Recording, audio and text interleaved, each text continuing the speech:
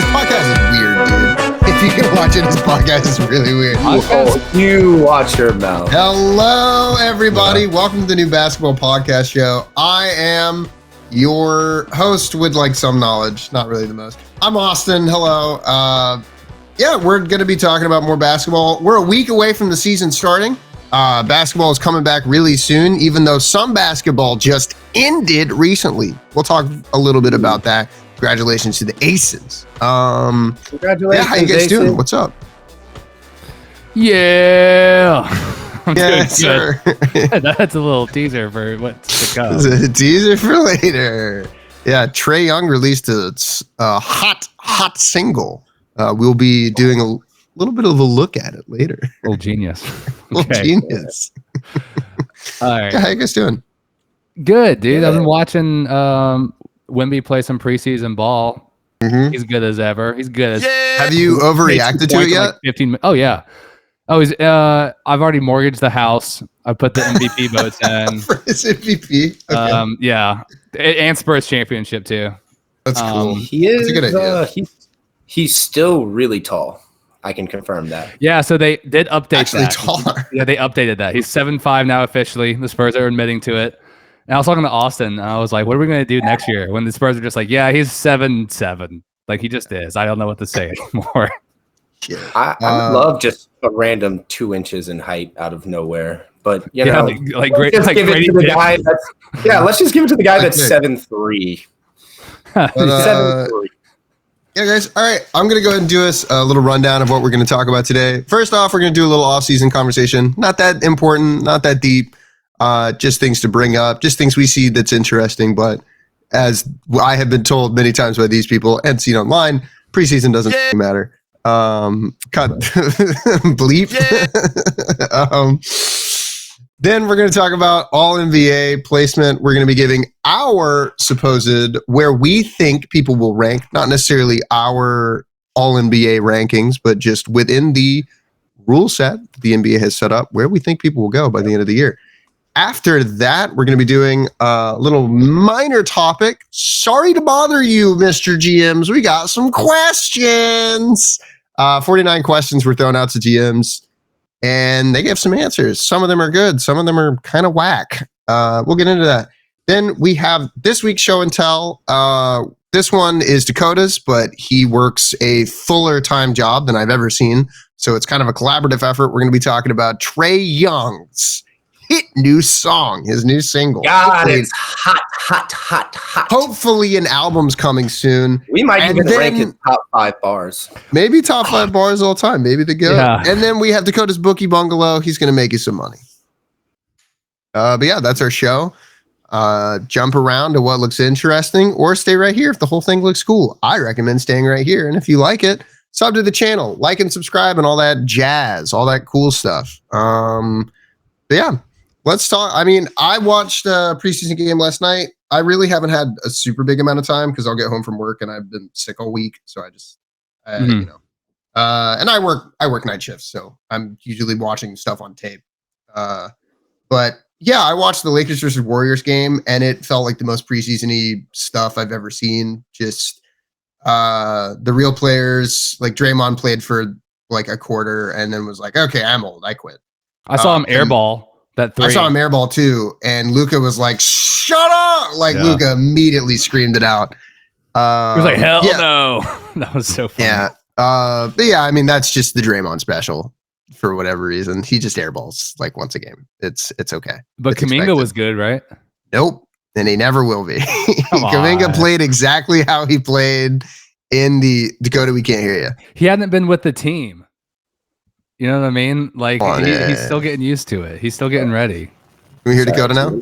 Hello, I hear you. Microphone. Man, we're. I'm not sure that's the right one. Is it? Am I No. crazy? It's not. Yeah. Okay. Dakota's going to work on that for another minute. But yeah, I think Kuminga, the problem for Kuminga is he plays like he's the best player on the court, and he always has. And he's like pretty decidedly not at all. Because Quentin Post is. Because Quentin Post is better.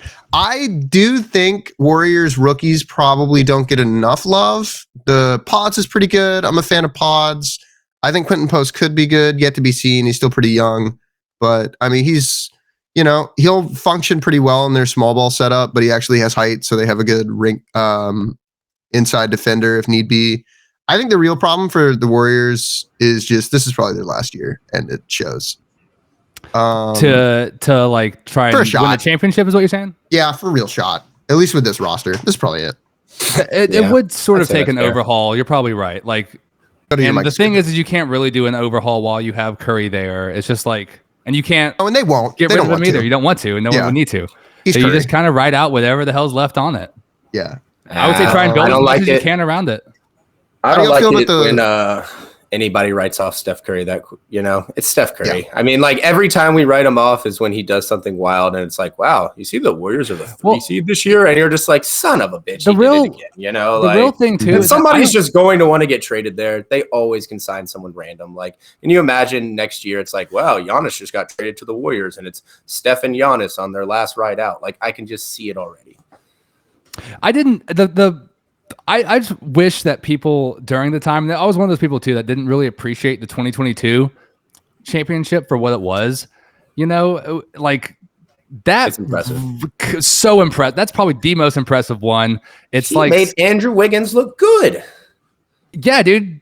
I mean, look. So the what we're saying here right now, like that couldn't happen. It's like that already did happen. We thought it was over, and he did it by himself, pretty much. Like, yeah, he's just older. Again. Yeah, he's just older, and he's a little more injury prone. I mean, he's always been a little injury prone. It'll just be luck. That's not the only preseason stuff I really want to talk about. But so, did y'all have any games y'all wanted to really talk on before we move on?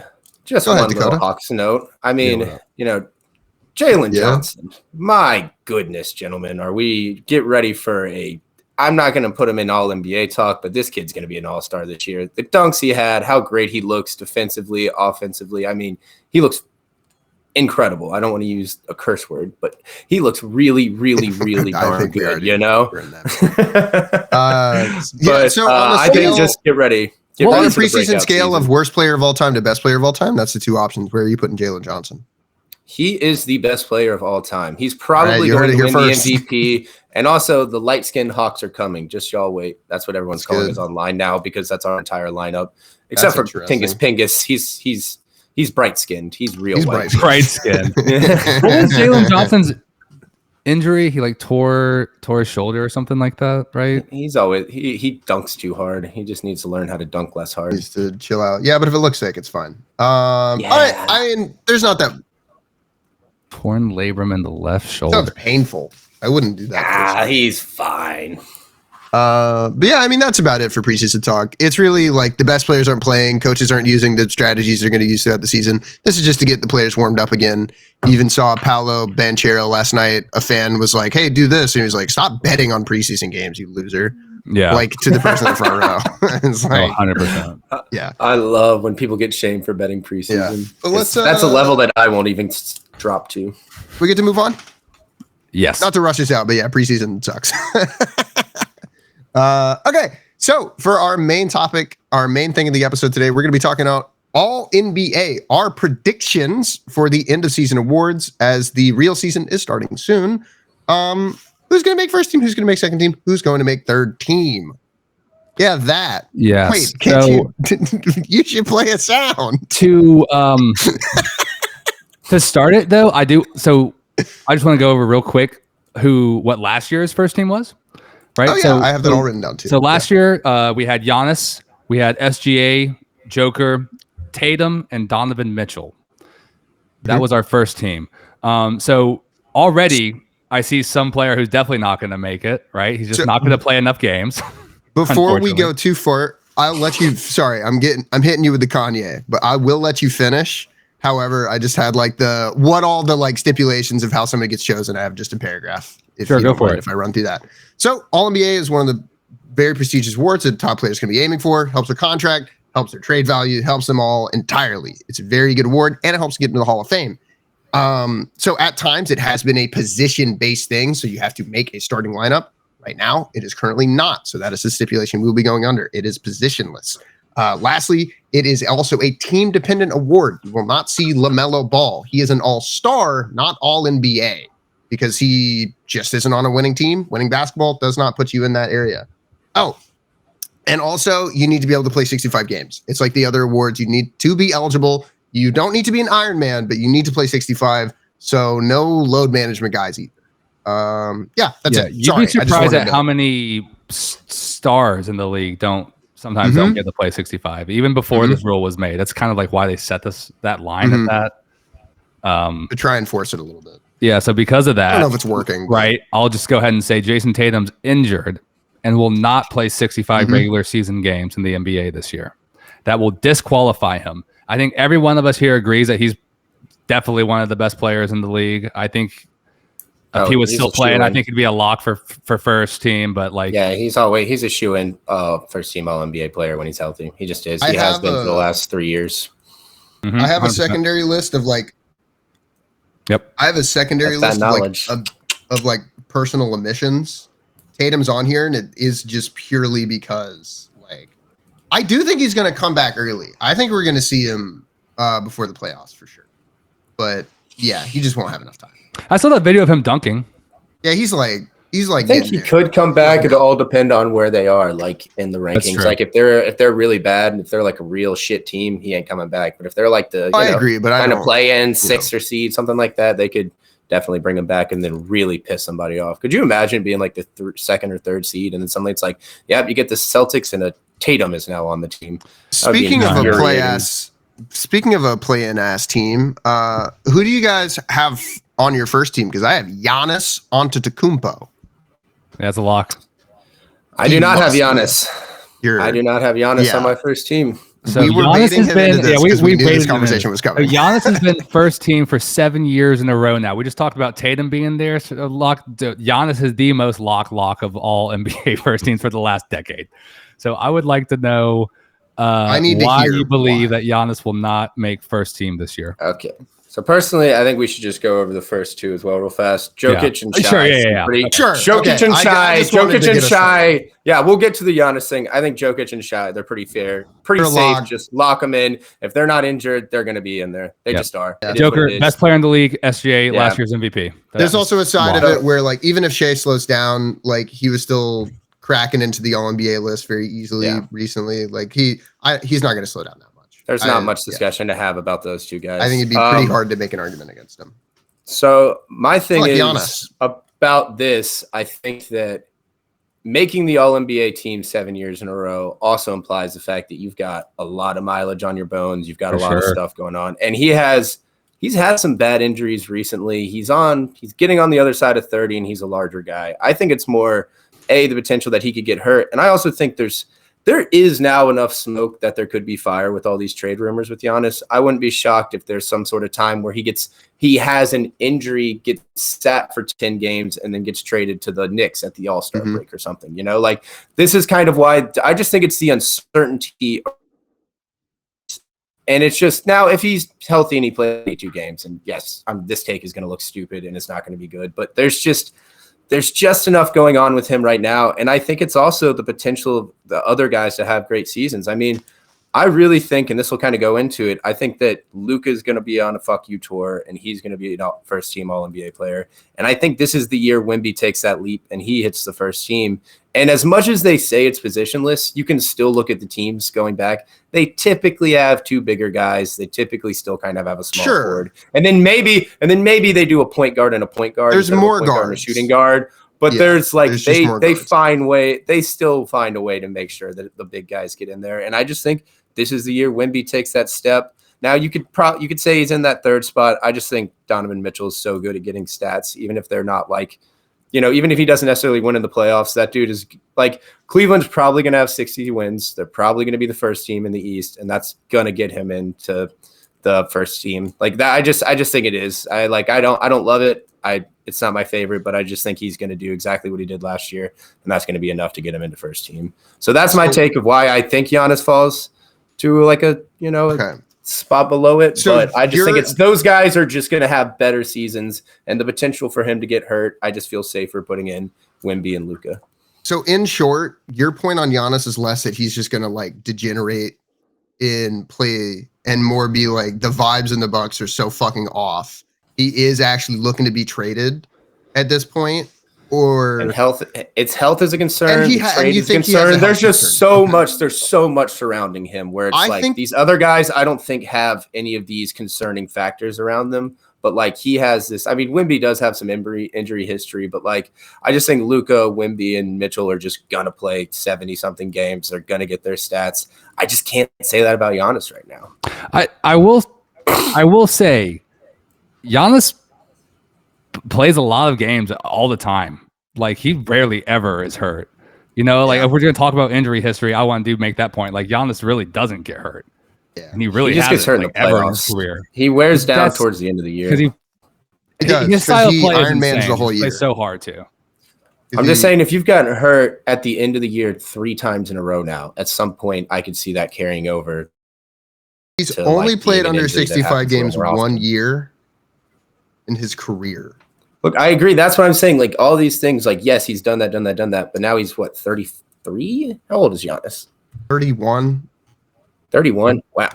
He'll be 31, or he is going to be either 30 or 31. I forget how young he is. I take back all of my takes. Get Mitchell out of there. Get Mitchell out of there. Give me Luka, Wemby, Jokic, Shy. So I have my own personal first team then. The only place I difference in, I do not have Wemby in my first team. I have Donovan Mitchell. My reason is less so that I think Donovan is necessarily a better player than Wemby. I think it is that Donovan Mitchell doesn't have to be. He will be on what is presumably still the best team in the East, at least for the regular season. And somebody on that team is going to get the rub. And I think Evan Mobley will be in that conversation again. But Donovan Mitchell is a get buckets every night. He's a good playmaker. He's a solid. He's just a very solid all-around player with no downside. IMO for Donovan Mitchell. Like, what's his flaw? Like, how does he play bad? Like, what does he fuck up on nights? You know what I mean? And that, for somebody who is just a great two-way, just all-arounder, they consistently do good in these all-NBA placements. He's not an injured guy. He's not ever going to have – he doesn't have to overwork himself to get these points and stats. Somebody who can generate these stats on a team like the Cavs will do well on a conversation in this way. Especially, we're talking late season when these, like, you know, we get late season bias with these votes. Donovan Mitchell will be on the best team. There's a very good chance they're over 60 again. Somebody's going to get the rub from that. So that and here's where we're getting up until where it is like a voting thing, because Wemby was on track and I think could get the votes for first team last year if he played all those games, even with the Spurs winning 40 games. He would have been more third or second, but I do agree he was on track to be all NBA. And quite frankly, the set that it is now, if you look at the betting lines and you look at everything regarding Wemby, if the Spurs win like 43 plus games, he's going to be the first team player. He just is. He's going to be in the MVP candidate. There's just no way. And so when we're looking at this list, and Donovan Mitchell's a great player, and it doesn't make sense to even put him off the first team. But if we're just looking at this list, I can't. There's no way I'm taking Giannis, Joker, SGA off. That's a lock. And I'm agreeing with locks up with Dakota. Luka's on fucking revenge tour. This is it. Luka's about to go so hard. He's going to score. I mean, yeah, Luka's really fucking good. The Lakers same thing with the Spurs, where the Lakers only have to win like 43, 44 games for that to manifest itself into a first NBA vote. I do think for a first NBA vote, your team has to be over 500. I would be pretty shocked if the Lakers aren't, though. Like, I'll say that. Are not. They will be over 500. They will. They will. I would be aghast. That the whole team would have to die, and even then, it is Luka. I think. So, do you agree with Luka on first team, Austin? I do. I have him on there. I think it will be. He's the only person with, like, in parentheses, he fucking better, bro. He was not that good last year. This is like he needs to return to form. So I think right now we're almost at the Giannis versus Mitchell debate, essentially. Hell no. This is Victor versus or Wemby Mitchell. Versus sorry, that's what I'm saying. Victor versus what this will come down to. Wow, that is interesting, because I just think I could see them giving it to Mitchell and then giving Wemby the second team, just so it's like it's just safer that way, because it's like he's still young, so he's not going to be pissed off. And if Mitchell's on the number one team in the East and he's on the second team, I can't imagine voters doing that. I just can't. But Wemby, God, voters love Wemby. This is going to be an. They love Wemby because he's and awesome. They want to vote for him, which is why he's an existing highlight. Yeah, Donovan Mitchell. For all the good that Donovan Mitchell brings to a team, I don't think he's like a crazy highlight reel kind of guy. He's not that interesting. No, that's not true at all, dude. He has crazy dunks. He puts it on people's heads. I'm talking about Donovan Mitchell. Is a must-watch basketball. I haven't watched a lot of Cavs. Oh no, Donovan Mitchell's. I know they're good, so I just didn't watch them because I don't like. His problem is he just does. Maybe I'm just wrong. He just. So I want to ask this: Luka's like always been a first team NBA player. He's got a crazy resume. He only played like 44 games last year. Would he have been first team last year? No. I don't think so. If he stayed on the Mavericks, me personally, no, I don't think so. I bet he would have if he stayed on. I mean, maybe if he was on the Mavs, but that's not the world why we talked about Giannis. He's been first team 5 years in a row now. See, like that's why I could see like Luka, like how he wasn't first team last year. I could see a similar season for Giannis this year where he plays. But that's just because he didn't play enough games. He still has. That's what I'm saying. No, that's what I'm saying. Like he has. He's really fucking good. But the weird trade rumors, him having some injury stuff, like I could just see him playing like 45 to 50 games. But I'll say this though. That's my only Giannis take for him to not be first team. Otherwise, for Giannis, he's 30. It's insane. He feels for Giannis. From what I've heard and my understanding, Giannis trade rumors have been around for 10 years. Yes, Giannis. So they have. But this is the most I've ever seen them heat up. He's never talked like this in public, where he's like, "We'll see where I'm at," and like I'm a buck now. But like he's said some really cryptic bullshit recently. Man. He has, but also I think he's a shit stirrer. And I think he derives some joy from that. Not to mention, he is going to play it out. If he can't bring this Bucks team over 500 anyways, yeah, he'll leave. Like, he probably will. Like, but if they are that fucking sad that they can't have Giannis bring them I think he has to get traded to leave, dude. His contract is still like he can't just leave. But if Giannis asks for a trade, like what? The Bucks aren't going to trade him? Players can hold teams hostages. And Giannis would. They trade him fast. So what are we locking in? So we have those three for sure locked. We have four actually with Luka. We just need to select between Mitchell. I think and is there anyone else? Is there anyone else No. who we're thinking has a shot? Like I know Jalen Brunson is a good name. I know I would put I don't think Brunson's in that good name. And Jalen or Paulo. I don't think Jalen is that much of a regular season guy. I don't think Paolo's going to take that step. He's never been all NBA yet. True. He's not exactly playing alone. Franz Wagner is a very good rear gunner.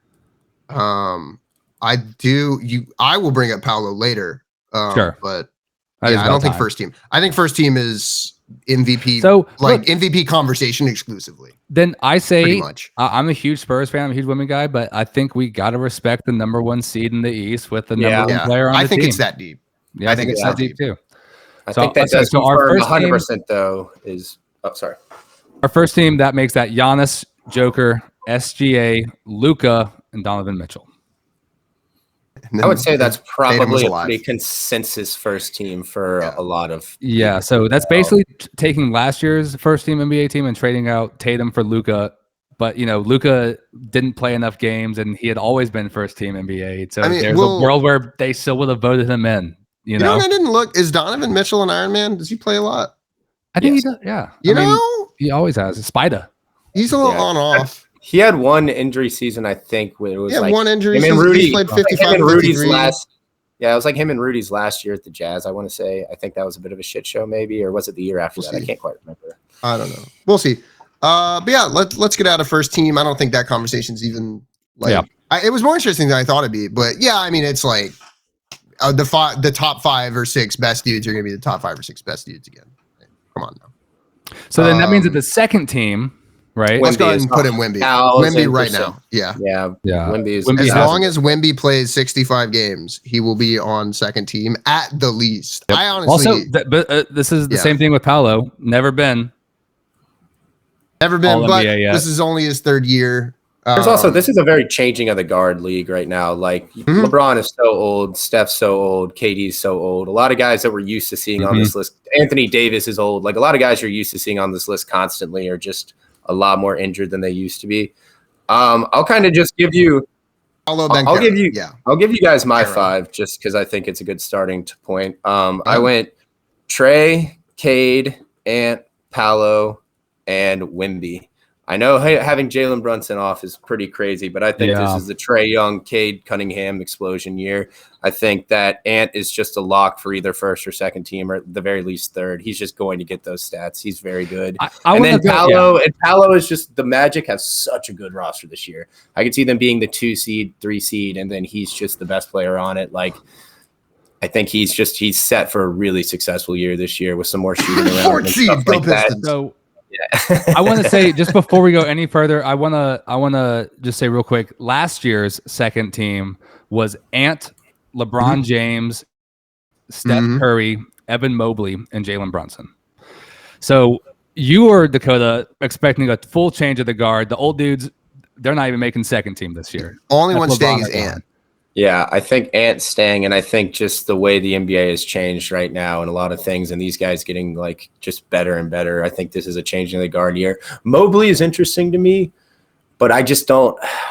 In my head, I feel like I just don't know how he's gonna have. I just don't know how he's gonna have a better season than Paolo. Like for the Cavs to have both. For the Cavs to have, like I just don't see how he has a like. I think Trae, Cade, and Paolo are going to have these individual great seasons, and I think he's going to be great within the team aspect. But I don't know if his stats are really going to like add up to that. He'll be probably second or third in Defensive Player of the Year voting. Like he's the guy. He's the guy that I would. He's the guy that I would consider taking like Trae or. I mean, what about Jalen Brunson? I think the Brunson. problem. I just think this is the year with Brunson and Cat where they both make third team. I think the problem really for Mobley is that he was Defensive Player of the Year in a year where everyone agreed it was supposed to be someone else. And then this year, we're all assuming Wemby's going to play, so he's not going to get DPOY this year. No. I think Paolo will probably take that step up because the Magic's defense was always good. It's just the fact that the team around it just wasn't all that good. I think the only person on this list that I still have written down, but I'm not sure about, is Paolo, just because he's had injury concerns. I think I've talked about it a lot in here. I'm very high on Paolo. I think he's a great player. But, you know, like he's not been the most consistent being on the floor, and it is required. I think not having Brunson on here would be crazy. Brunson is that fucking dude. The offense runs through him, and he can. In the same way that I think SGA functions on his offense, Brunson, probably to a lesser degree, does the same shit for the Knicks. He generates a shot whenever he needs one. He goes to mid-range and he gets the N1. He does it all the fucking time. He's very hard to stop. He's just shorter, and so he just can't get the same shots. But yeah, I think Brunson also is going to step up this year. Yeah, I think we're going to see him entering that like top 5 combo. I think the real debate is, and it's just my Hawks bias coming through. Realistically, I should have Trae on the third team and Brunson on the second team. But I think it's really just that combination of that trio of Trae, Cade, and Brunson is going to be interesting where they place. I could see Jalen and Trae being second team and Cade being third. I could see Cade and Jalen being second team and Trae being third. But I think it is going to be those 3 guys kind of battling it out for that like kind of area right there. I want to say something too. Kane, I want to hear your list. I refuse to believe that Steph Curry is not going to be an All-NBA player this year, in any capacity, right? And also, just we haven't said it yet, but we're also sort of implying that maybe this will be the first time in 21 years LeBron James doesn't make any All-NBA teams. Which sounds dumb, but he's already injured. He's already missing. He's already injured. He's already missing 4 weeks. So he's not going to have that much space. So he's right. So the same reason why we think, why we know Jason Tatum's not going to make it, right? He's not going to play the games. Yeah. LeBron's already starting off on a really bad spot. Like he's going to miss 4 weeks. That's at least like 12, 13 games. So, he always misses about 10-ish, 15 games. So if you just do the math, he's not going to make it. Yeah, it's just what it is. I think that's pretty fair. And then it's also Embiid. Like, would he even put up the numbers? Embiid, if Embiid plays 82 games or 70 games, he's going to make this team, but he's not. So we can just take him out of the argument, right? We're just not going to bring up Embiid. That's why we're not. And also, we're not going to say Tyrese Halliburton's name either. Also, it's because Embiid's a bum. So, like, he just wouldn't make the list anyways. I still have Mobley here. Ant's the lock. Wemby's a lock. I love Paolo here. Ant and Wemby are the only 2 locks. I have them on my list too. I would say those are my only locks as well. But I wouldn't be mad if we swap Paolo for Mobley. I don't think I can put Trey in there over Brunson. I think that's fair. Honestly, I'll accept it. I think Cade has to be on this. What's your 5? Just what's your 5 if you have that written down, Kane? Right. Well, because I'm moving some people around now that we've done that. I understand. Right. I've got Brunson. I've got Wemby. I've got Mobley. I've got Ant. And because of the positions, now that we're saying that, I guess it makes sense. I guess I could put Paolo. I like, because the thing is if he's going to be the leader of that team, and he's prime, dude. He's such a good player, and that team's about to be good. And that team's ready to explode in an East that's like kind of, it's not like open, but it's it's always more open than the West. There's a vacuum of power for where the top teams were. The Celtics are gone. The Pacers are gone. I'll also make a point and just say that like the NBA loves shiny new toys.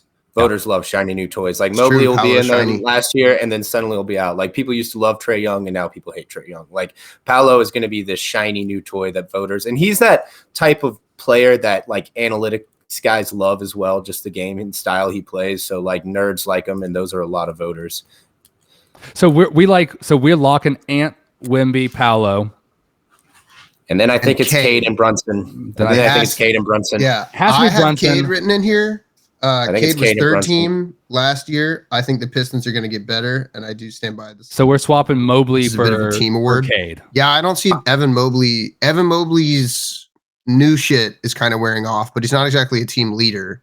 We're already kind of all skeptical about if Donovan Mitchell isn't first team, Evan Mobley ain't making it. Well, the Cavs are also on like fraud alert. They are after their playoff performance. Yeah, they're fraud alert. They're playoff frauds, but not regular season. Not regular season. Yeah, but that's what people think about. So let's put Cade. I'm okay with locking this 5. I think this is a good, like Cade and Paolo. What we're looking at really is the turn of the league. Brunson's a bit older than these guys, and he's just a great player. It is what it is. But these 4 dudes will be these Cade, will be first NBA Paolo, people for the next 10, 15 years. They'll be around for a long time. I think I have written.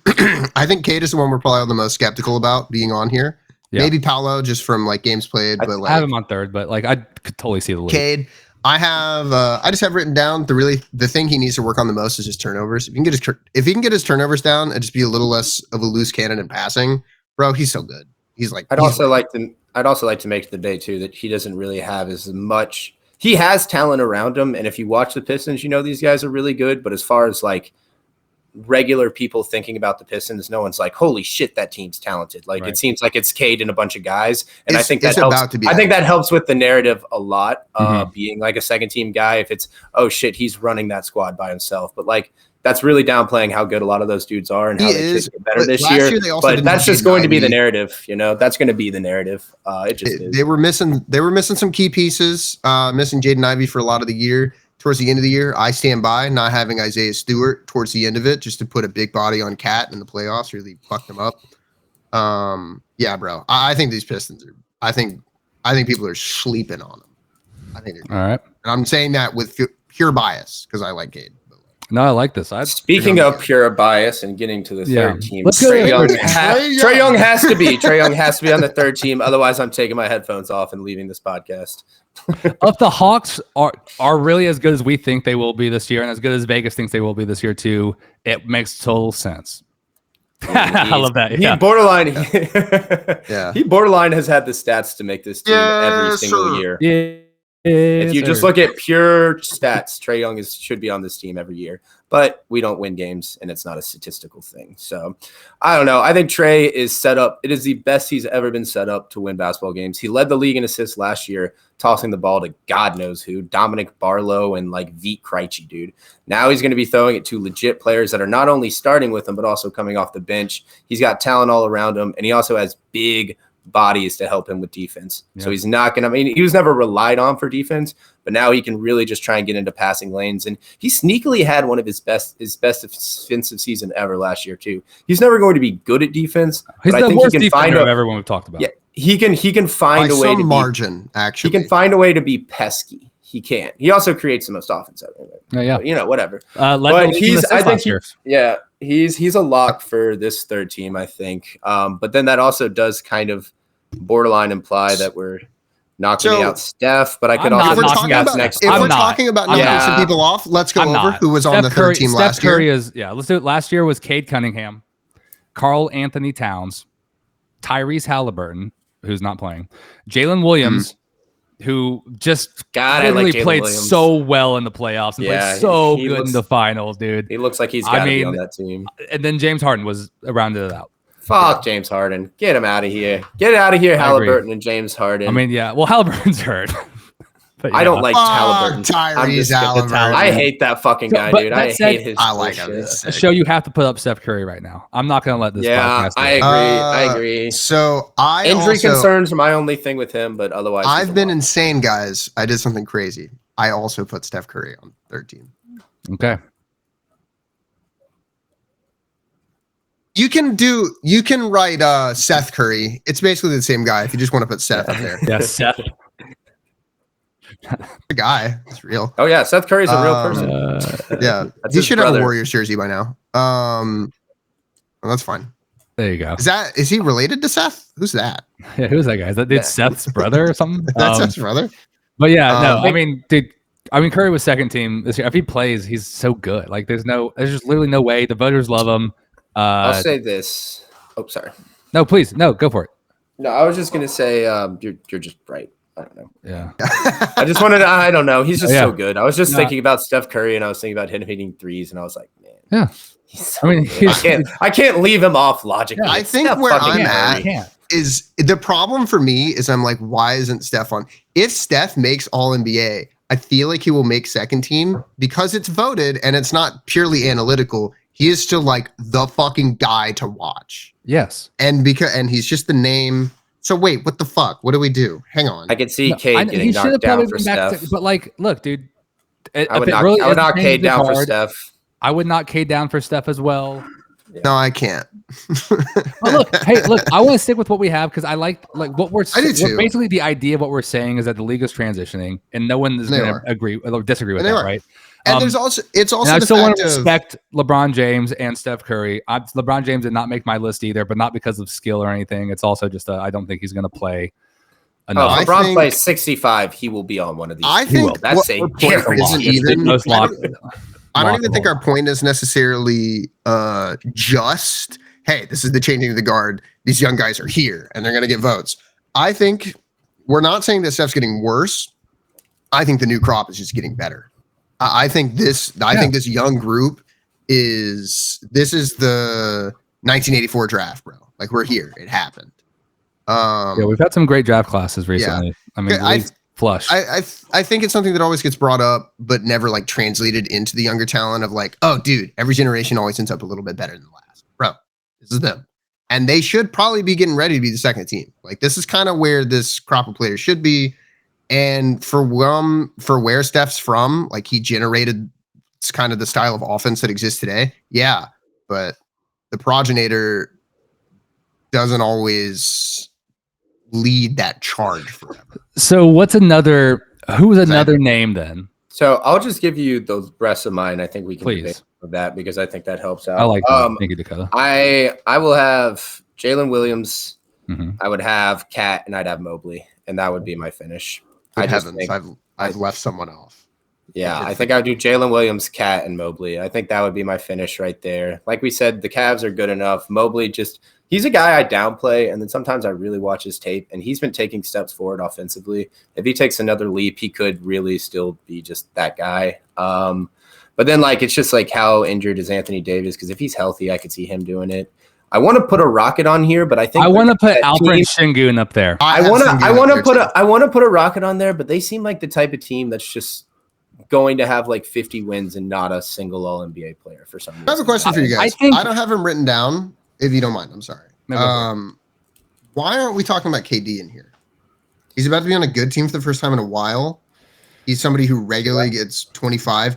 If we are lying if we say we don't expect him to get over 25 a night. He will go in and he will do the KD thing. Should he not be in this conversation? I think he's in the conversation. He's definitely in the conversation, but the same reason that we talk about a lot of these other teams too. He doesn't always play 65 games. He has a lot of question marks around him. Yeah, there's a lot of question marks around KD. That team to me just reminds me of a bunch of guys averaging like 22 points to 18 points instead of having one dude that's putting up like the big numbers. Like I could see Sengun averaging like a clean like 21, like 9 and 6 or something, but like it's just I just think that Evan Mobley thing is he was on it last year. For him to just fall out completely after being was he second team last year? He was second team. So for him to fall out, for him to fall out completely, I just think that's maybe a little short-sighted. I think Alfie Sengun is really good, but I just don't think they're going to knock him out for that. Last year, 10 rebounds a night, almost 20 points, was an all-star, almost got 5 assists as well. A lot of people gave him a lot of credit coming through EuroLeague. I watched a lot of his games. He's got that Euro bump. I mean, people literally out here calling him Turkish Jokic. I don't know if I agree with all that. But if we talk about fraud stuff, though, dude, he kind of got fraud checked in the playoffs. He did not look very good in the playoffs. Sengun? No, they kind of got bodied. You were going with like the, like if we're going with the Mitchell fraud check thing, we got to go with the fraud check on him a little bit. I think Rockets are on fraud watch in general. He looked like I think he's a great regular season guy. Maybe that will just lead him to the All-NBA, but there's just something about him in the playoffs and defense where I think that's going to, Ahmed Thompson can't. You think he's going to get checked again? If anything, I would put Ahmed Thompson on here above him. And that's that would be my crazy hot take was that I would put I have written in for Sengun. I think he's the one that's like the most argumentative about being in here too, is why has the conversation not been, could the Rockets just run the inverted offense and like play through Sengun? Why has that not been a conversation? I think they're going to. Right? Because I feel like all I've heard from a lot of like pundits and like just general conversation is like, oh, they need a new point guard. Or like, oh, they're going to start playing through Amen. Like, why? Why aren't they just going to play through Sengun? Like, I think they will just play through Sengun. Me too. So we just believe too, what we're also kind of we think the Suns aren't going to be good enough, so Devin Booker's not going to get in, right? I just think they're going to have like 30. I don't think they're a 500 team. We think I think they're going to have like 34 wins. We believe Anthony Davis is just too glass and is not going to play 65 games. Well, my first selection for my third team, I have AD because I think I think he's well rested. I think this is the first time he's going to come in and actually feel kind of healthy going into a season. I think this is an AD leading a team year, and I think if he gets 65 games, the Mavericks will probably be over 500. That's not a bad take at all. I think I'm so concerned with injury stuff. And Karl Anthony Towns plays for the Knicks. Yeah, I'll actually throw that too. He's not playing center. He's getting to play power forward. He's getting to play. Zion's on the Pelicans. He's not real. Not playing 65. Yeah, he's also not playing 65. Theoretical, dude. He's just not real. Yeah, no, I fucking hate Schrodinger's NBA he should player. Be all NBA. Somebody make me a meme of like the airplane lady. Yeah. And it's just Austin screaming, he's not real. He's not real. Motherfucker's not real. I think Goggles AD is going to be third team All-NBA at least. The only reason I have him so far down here is simply because I don't know if he'll play enough games. He's not even that fucking old. AD's so fucking good. He fits the team super well. He's no longer having to play out of his comfort zone. He's getting to be a power forward again. I don't know, bro. I think AD's about to fucking crush this year. I like AD. I think we got to go Mobley over Sengun. I think we got to go Mobley over Sengun if we're putting in AD. If we're putting in Williams. I like that too. I think it's either we put in Jalen Williams or Evan Mobley. I think it's one or the other. Jalen Williams. Jalen's so good. Dude, he's going to be that dude. And I would take Mobley out because I think the shine is off him. I agree. And I don't think he'll be the best defender. He's just going to get better. Well, he's not going to be the best defender. If you ask any better, yeah. I think if you ask 30 teams if you'd rather have Mobley or Sengun, I think 30 teams would probably take Mobley. I know that sounds like a hot take, but he's really, really good, dude. I'd say one team would rather have Sengun, and it's the team he's on because he fits the puzzle piece really well, though. I don't know. Even then, and if he fits the playstyle of the team and he looks good to voters and he's on the second best team in the West, bro, I don't know. I don't think Sengun's going to get knocked out, and I cannot fathom there not being a Rocket on this. And out of any Rocket, it'll be him. Someone gets the run. I mean, there wasn't last year, and they won a bunch of games. Evan Mobley was literally the defensive player of the year last year. Yes. Sengun hasn't proven anything yet, man. No, that's what I'm with you, Dakota. Yeah, I can't in good faith put him over Sengun. This year, Alfie Sengun is fun, dude. He's fun, but he's just I think there I think I would just be shocked if there isn't a Rockets rep, because there is a good chance they could be the second, maybe third best team again this year. We're not going to see two Nuggets. We're not going to see. I would be shocked if we see two Cavs again, because I think they're just like you were saying for the Rockets. The Cavs are a unit. They're the Cavs. It is not Donovan Mitchell and the boys. They are a functioning team. Evan Mobley is a great defender. He will probably be in conversation of DPOY again. Wemby's going to beat him. I think Paolo's going to be over him in that conversation. To TBH, I think Paolo is that guy. AD is going to... AD could be there in that conversation. AD is probably going to be in that conversation if he's playing again. So the shine for him was DPOY. I'll put it this way, dude. He's 23 years old, and last year he was Defensive Player of the Year. Years old. Yeah, wait, let me finish. Let me finish my take. He's 23 years old. Last year he was DPOY. He was first team all defense, second team all NBA, and he's just working on his bag. He's getting better. I'm sorry, dude. We're not putting it. No, I'm with you. I wrote him on second. It's gotta be Mobley, dude. I'll tap. If I get AD in here, I'll take Sengun now. I'll tap. I think the AD is a good take. So we'll take that. We're saying, because then we're not killing the old guard completely. We still got some boys here. And it would be crazy respecting to say, AD is important for me, because he's still I a agree. good dude. I agree. We have Trae He Young. was insane when he got traded to Dallas. Our third team is Trae Young, Steph Curry, Jalen Williams, Anthony Davis, and Evan Mobley. I think we nailed this. I think we nailed it. Let's talk about some of the people we're missing here. I have 6 notable omissions to go over. The injury boys. Some of them are injury boys. The first 3: LeBron, KD, and Kawhi. That's why I have KD not in there. I don't think he'll play 65. I don't think Kawhi will. Kawhi has his contract. He's not allowed to play. However, Kawhi was playing preseason games for some reason. So I don't know. Maybe he's going to try and get a contract again this year or some shit, because the aspiration money didn't hit. He's got like 4 contracts, dude. Yeah, he's already got plenty of contracts. But he wants more. Maybe he's ready for more. I also have in here Jaylen Brown. Nobody's even brought him up. Dude, that was the guy I had on my third team initially. Do we think he's 16? I was thinking between. I was him and Jalen Williams. That was kind of my thing. I'm on the wave. Tough between them. What's crazy to me is that I think if Tatum was here still, I think the conversation would be Tatum and Derek White for third team, maybe. I think Brown is always going to be over. Yeah. You don't think so? You think he's too much of a role player? He's just the best utility player in the game. He's really, really good. I think. Okay. I'll take your word for the Booker one is interesting. Booker's really interesting. No, Michael Porter Jr.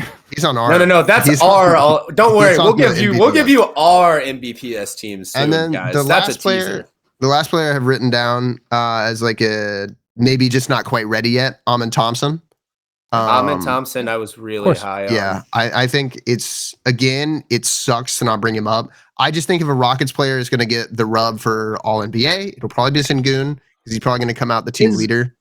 Is there a world, like, y'all just humor me here, because I'm a homer or whatever, but is there a world where the Spurs would have a 50-win team and De'Aaron Fox is playing really well? Too many good point guards. It's too many guards. There are so many guards. Too many good guards. He won't have the stats. Point guard, he can't be in here. Yeah, he just won't have the stats for it. If he's the 7th or 6th best point guard, he can't be in here. If you're not the team leader, it's already a goddamn struggle. If you guys are 60-win 1 seed, then I would say he has a chance, but he won't. I had a couple of question mark guys. Ja and Triple J. Yeah. The fact that he's just given up completely on Memphis is kind of interesting to me. Yeah. Like, Ja Morant is, they're both still really fucking good. Like, it's just bizarre that we just don't care about them at all anymore. And they're like not even in our, like, almost like in the zeitgeist. They're just kind of like, the Grizzlies are a bummer. That's all you think about when you think of the Grizzlies. You're like, they're a bummer. Is a bum leader on a bum team that doesn't play winning basketball in a serious way. They will be a Western play-in team. As I live, and then the biggest question mark for me as well is the Zion question mark. Oh, he's on the Pelicans. He looks skinny. He won't. I know, but he can't. He's not going to lead them to a. He just won't lead that team to a. If you look at that roster objectively, DeJounte Murray's pretty good. Zion Williamson is very good. Herb Jones is really good. There's a world where that team actually turns into something. No, I'm not saying it. Look, there's like Treats. 1,000 different parallel universals in the Marvel universe. So in one of them, Zion. The multiverse. I did my Doctor Strange. The only fucking world where Zion is in an all NBA is where he gets traded. I don't want to hear it. Traded to the Warriors, and it's him and Steph. Yeah. Send him. He didn't make it last year, and they weren't good last year. But Sabonis is a good player too. Sabonis is always in that kind of like who's been third team a couple years in a row. He gets the stats, and he's an Iron Man. The boner shan't make it because nobody gives a fuck about the Kings. Not anymore. They were fun when we were lighting the beam and stuff, but we're done doing that. Yeah, nobody gives a fuck about the boner. He got stepped on by Draymond and died.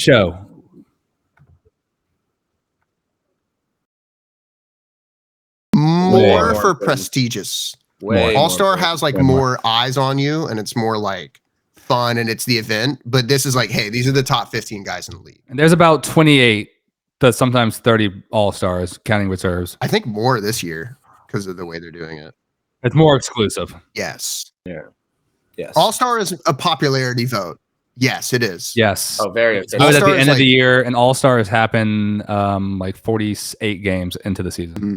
All-Star is a popularity vote as well. All-NBA is one of the major like considerations when you're talking about somebody making the Hall of Fame. It is it is like one of those top things that you look at. If it's like, oh, this guy was like a 4-time first-team All-NBA player, it's like, yeah, that dude's probably a Hall of Famer, you know? Like, so throughout all of these players as well, would we say that most of these, like to make All-NBA, you need some refinement in your game? You kind of need that maturity. Is that a thing?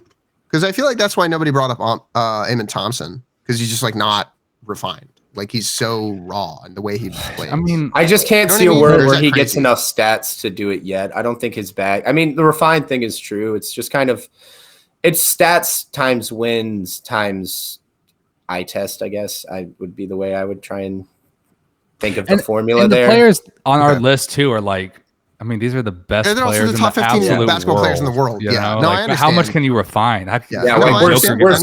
We're splitting hairs here so thinly. Like honestly, the only player in here that I still feel is like just loose cannon type, like not really that refined in his play style is Ant. Just because I think he can get better.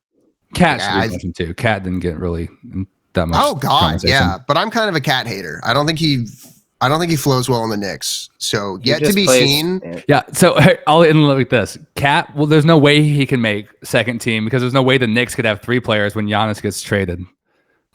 Oh my God! That's You're taking me off the third team. Oh my God! Oh my God! Would probably be the one traded to the. Stop it! Yeah. Like reasonably. Yes. I'm not a and like 3 other guys. All right, I feel like we did good. I think we did good. Is there anybody else? I have one last question before we really move on because I think our other topics will probably be pretty quick today. Shut up. Paul George is a podcaster. He doesn't play basketball. LeBron, so you guys probably think if LeBron played 70 games this season, he'd be in there still? Yeah. Or do you think he's aged out? No, they can't. You think it's about time? They can't take him out. It's actually part of his contract with the NBA. Yeah, no. Like, do you think there's a legacy conversation where it's like, all right, give him another? Yeah, so when we're talking about like All-Stars and stuff like that, we don't think LeBron's going to make All-NBA, but if LeBron plays for 10 more years and he never makes All-NBA team, he will be an All-Star 10 years in a row.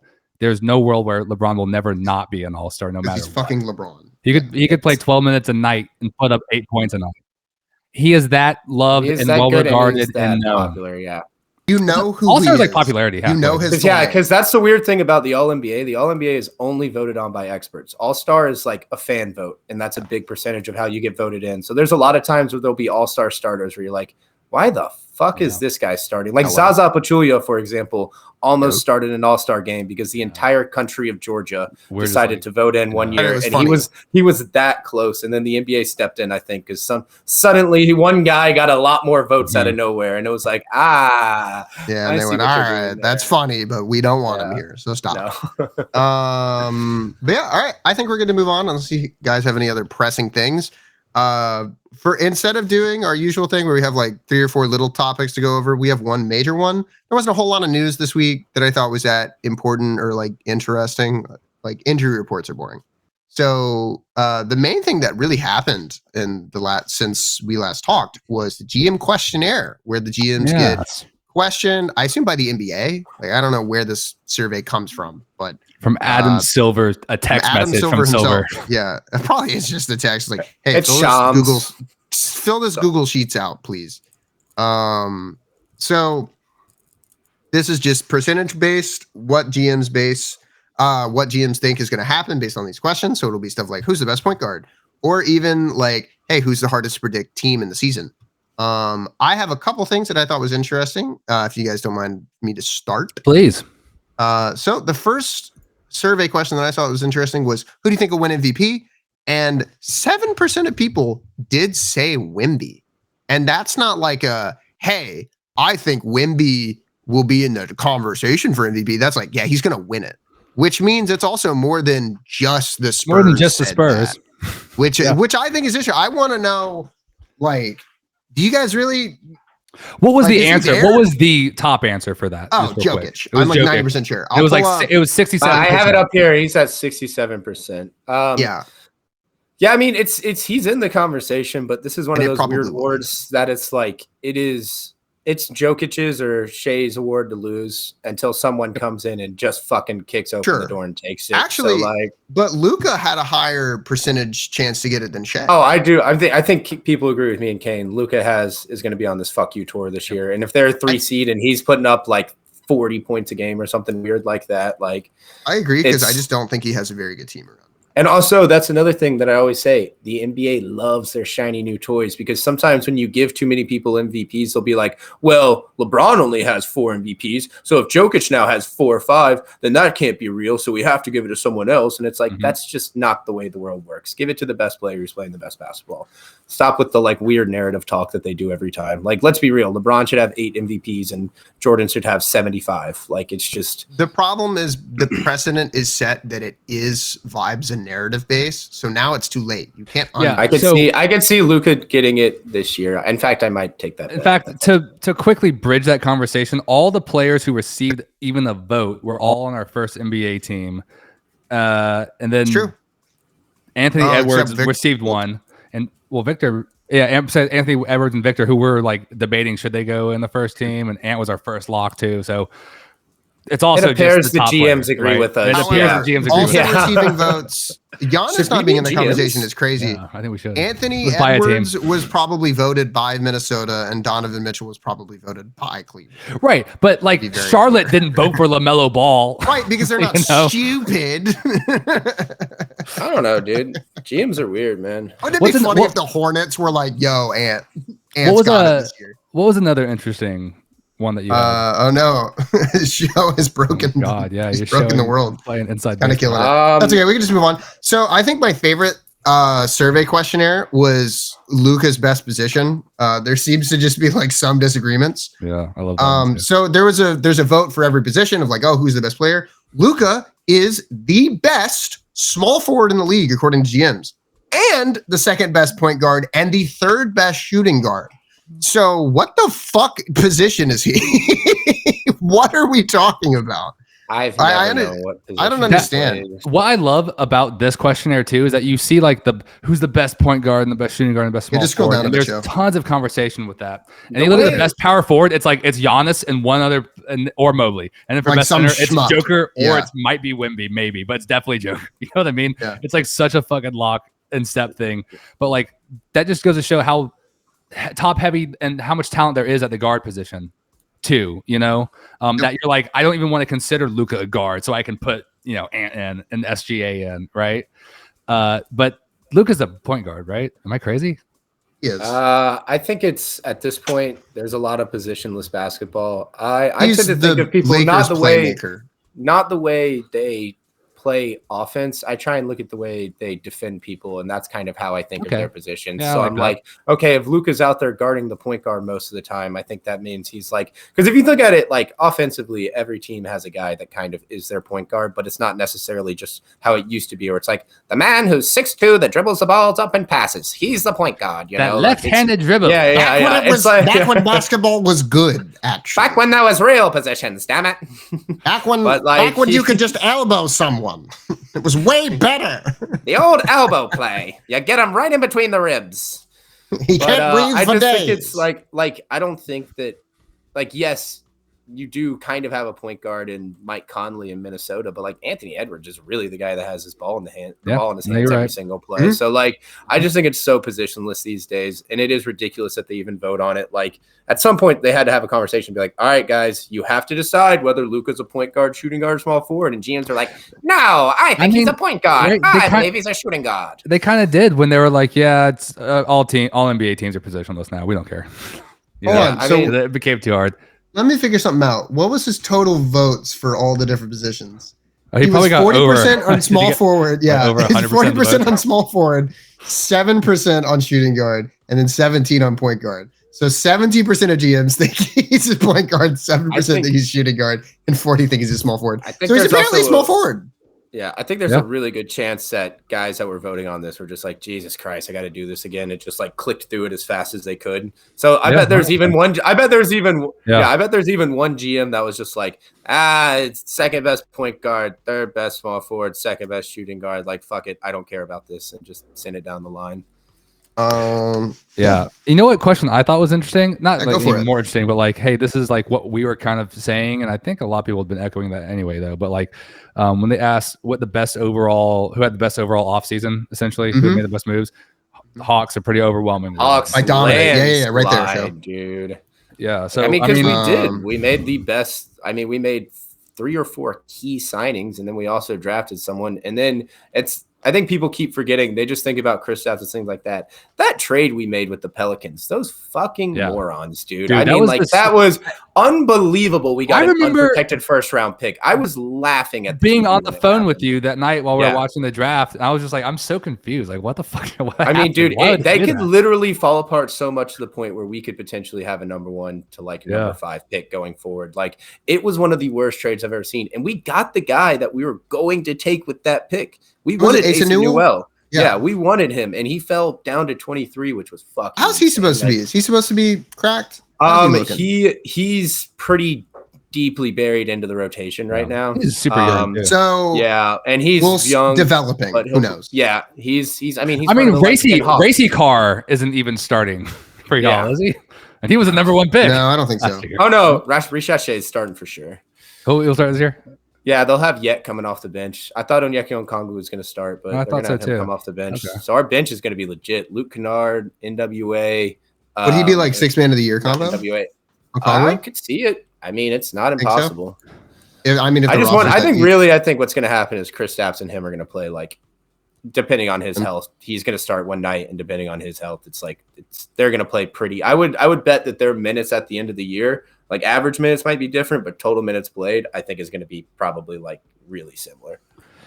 Which team will be the most improved in 2025, I have this written down. 2026? That was interesting. That was an interesting question too. Dakota, I'm not that one. Oh, you're already looking at it. But anyway, the answer is the Orlando Magic. Another one by overwhelming percent. Atlanta Hawks came in second. But I think it's interesting. That Atlanta got the best offseason, vote. But then the Magic, they're like, but Magic got better. The most better. This questionnaire has a weird bit of double think. Or what? I think it's just Paulo and Franz getting better. Jalen Suggs coming back and trading Bain. And I think all of those and then also like it's not like Anthony Black's still really young. They have coming off their bench. I forget. They have like Suggs a couple of they have younger dudes on that team that are all going to take a step forward. And they added one of the most lethal 3-point shooters in the game. And it was the one thing they were missing. Like it's pretty smart the way they improve their team. I'll say this. I think it's because GMs are dumb when they answer this. And this is a weird bit of double think where like they say, yes, Atlanta made the best moves. And then Desmond Bane is the most underrated trade. And they say Desmond Bane is going to make the biggest impact underneath KD. Well, it's the best offseason can be. It's like I said, getting that unprotected first round I guess from the Pelicans, I think is like 30% of us getting that. Like they like Tingus Pingus and the other things, but they're like, holy shit, they got an unprotected first from the Pelicans who suck. I think that's the like charging point of why we got that. It's true. I have some interesting ones I was thinking of. They're a little deeper into it, and they're much deeper. But one of them was the fact that OKC is like, they're like obviously the best team. They say they're the best team. And then you get down to it, and it's like the most promising young core, and they're leading it by a healthy margin. I believe it's 50%, and San Antonio is 27%. Yeah. So like that's just such a scary thought to me. The fact that it's like, yeah, no, this is the best team in the league and the best defensive team, and they also have the best young core, and they also are like, and it's just like, Jesus, are we gonna have a weird like 2-peat, maybe even 3-peat with the Oklahoma City Thunder? Like, is there a world where we're looking at it where we're like, this goes down as one of the, I mean, it's a hot take, but goes down as one of the better teams we've ever seen. Yeah. Their win total is set for 62.5. I've never seen that almost ever. Like, that's an insane number. That logically doesn't make sense in my head. That means the best. For you to be a 60-win team, you have to have everything go right every time. And people are just like, yeah, nope, that's a Thunder. And I just think it's really What were they at last year? They were 69? 68, I thought. 68? Which is just absurd. So they usually bets don't go above like 60. That's pretty rare, you say? No, teams are if you win 60 wins, you basically it's like 90% of the time you're going to win your conference if you win. No, 60. I understand that, but I'm saying for like Vegas, it's pretty for rare. Vegas is set like, that's absurd. Outlandish. I think this is the highest line this is the highest line I've seen since the like peak Warriors era, and they were also around these lines. Like that's they're basically saying that this team is similar to that team in dominance, and like in the way Vegas talks about them, the way this GM survey talks.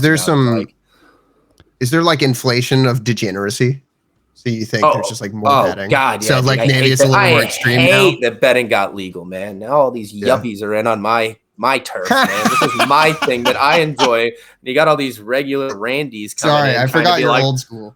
Oh, hey, what's the line, Dakota? And I'm working at the restaurant. I'm like, get out of here, Jim from the neighborhood. You don't need to talk to me about gambling today. Sorry, that's my rule. Another thing I thought was cool. Yeah, go ahead. They voted for obviously best coach. Who's the best coach and stuff like that? Spoelstra. Yeah. Spoelstra got the most accounts. Does that make sense? Awesome. It makes sense to me. I think he is the best coach. And I don't know if can someone back to. I don't believe Eric Spoelstra has ever won Coach of the Year.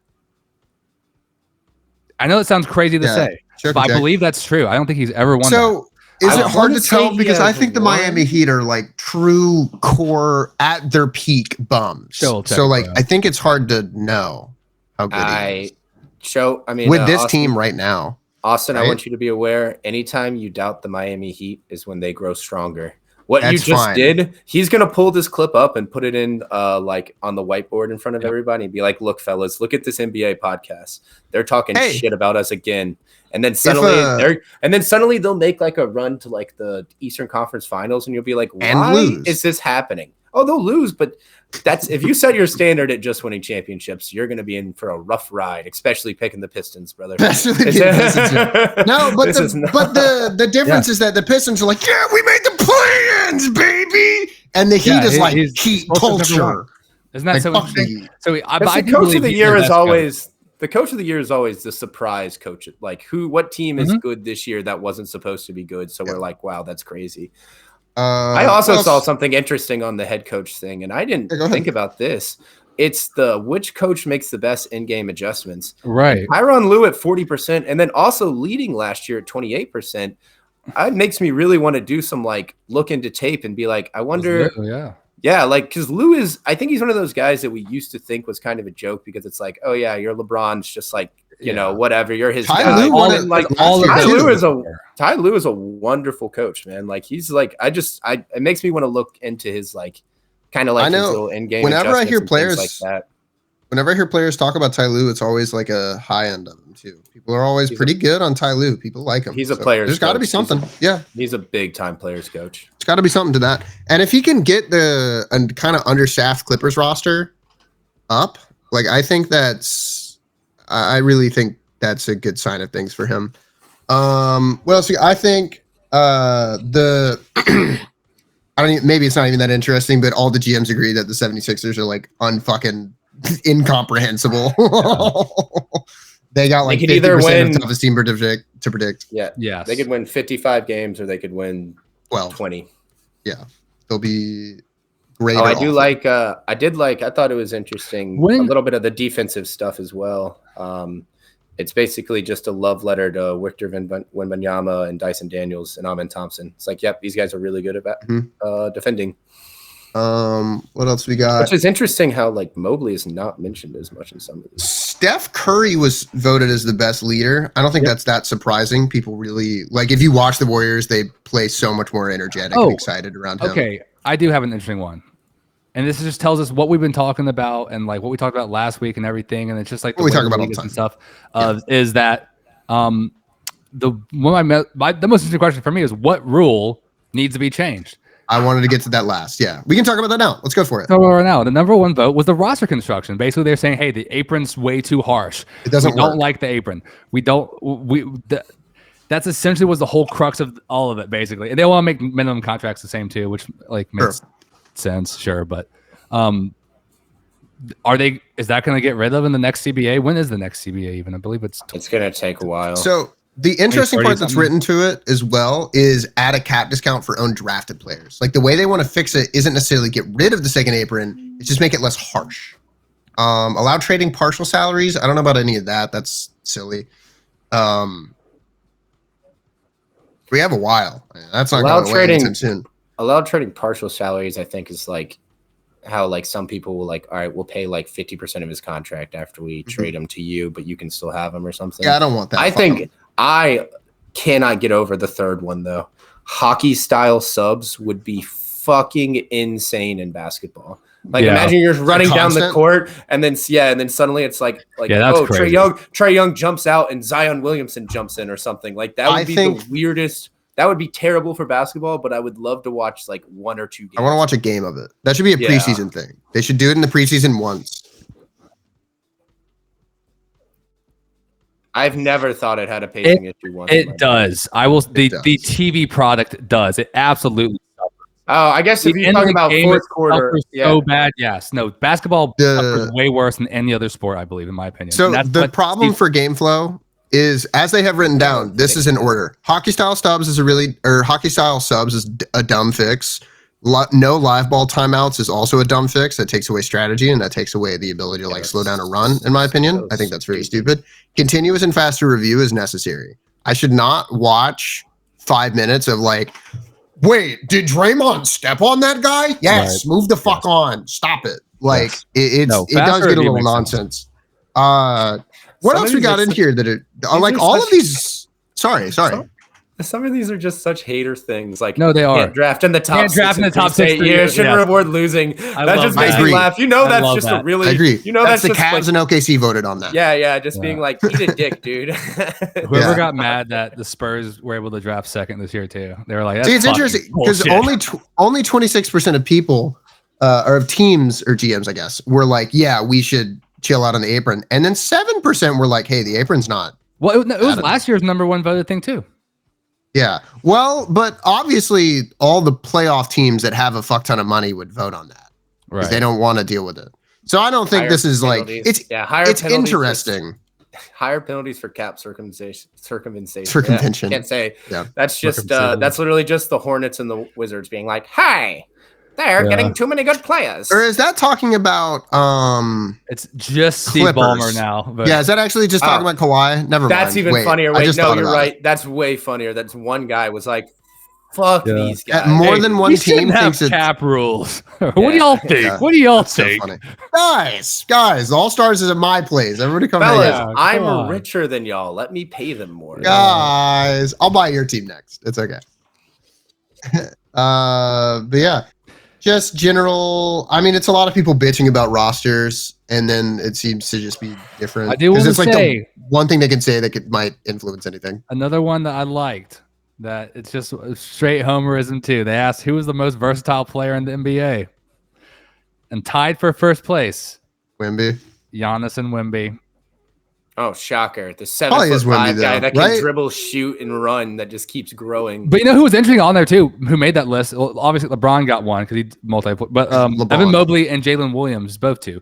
Jalen Williams, I think, is getting that respect finally. He's so good. He's an underrated player, but he's so good. And he is such a versatile player, too. He can, like, he showed that he could. He's got a good post-up game, too, bro. Is he like Pippen? Is he like we'll remember him as like a great secondary kind of thing to an SGA, or do you think it's more going to be a duo if they win another chip? It's definitely not a duo. This is not like Kobe Shaq. It's not Kobe Shaq. Okay.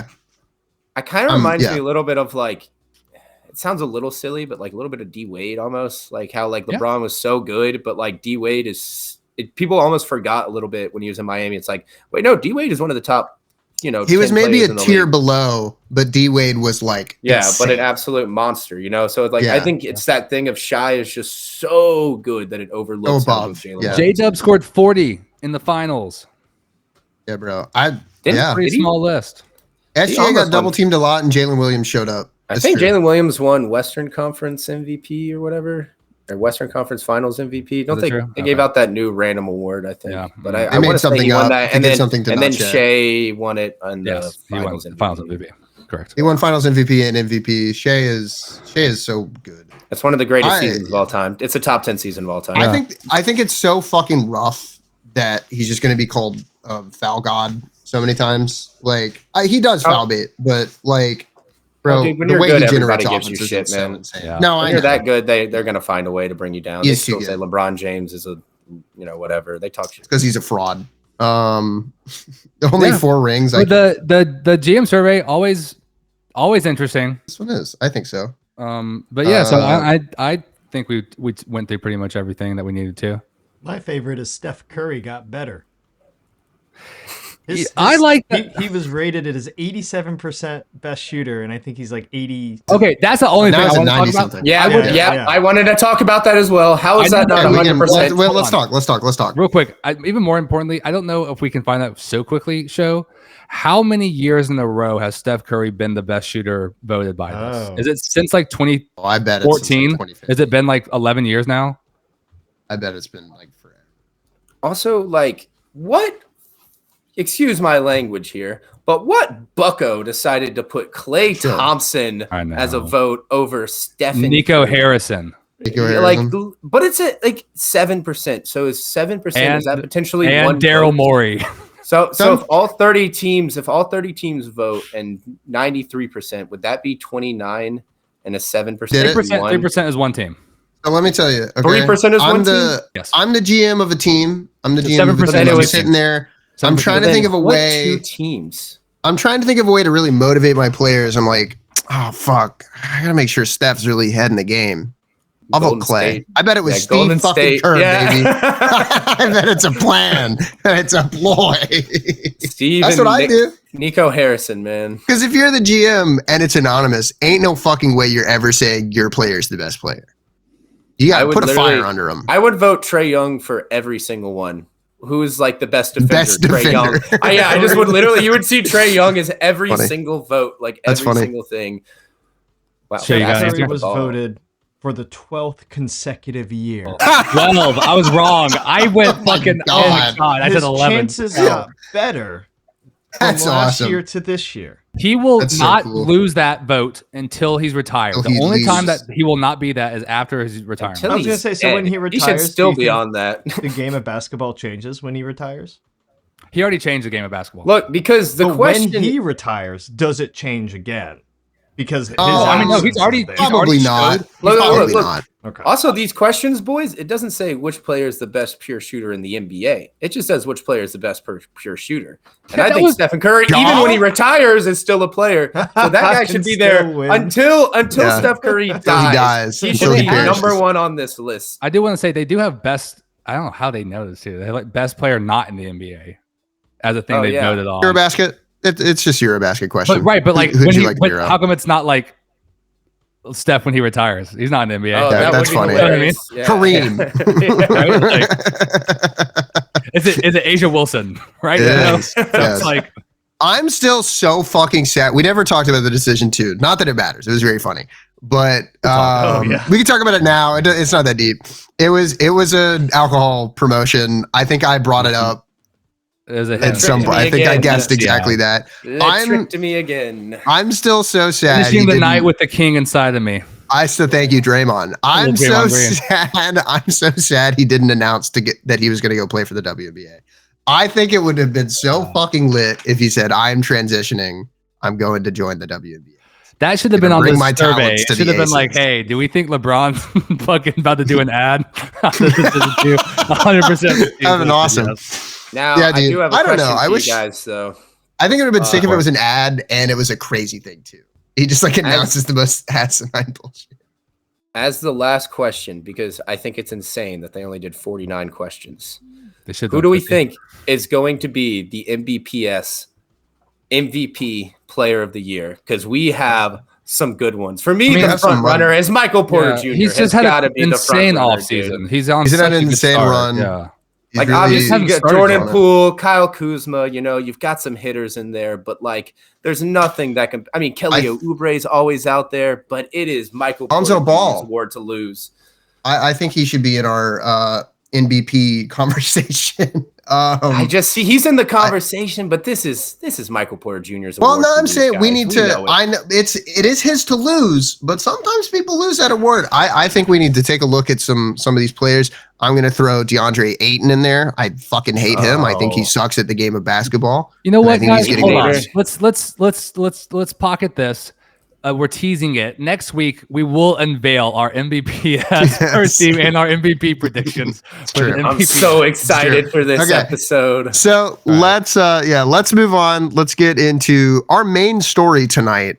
Trae Young released perhaps the greatest song known to man. Dakota, do you want to tell us about it? Yeah, start, Dakota. So little did I know that Trae Young is not only one of the greatest shooters in the league, but he might be one of the greatest spitters in the league. And I'm talking about bars. We're talking pure fire coming out of this man's mouth. No, Trae Young dropped probably the most disappointing thing I've heard in a long time.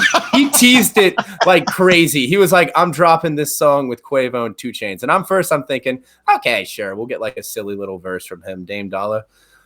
It turns out Trae Young, I don't think, did anything. It reminds me of me in college doing group projects. I was able to put my name on the front of it, sure. I was like, in the PowerPoint, I might have the intro, presentation. Hey, guys, this is what we're doing. And then I might get a slide by about, I don't know, the 10th slide out of 30. But, like, I'm not doing that much work. And that's what Trae Young was doing today.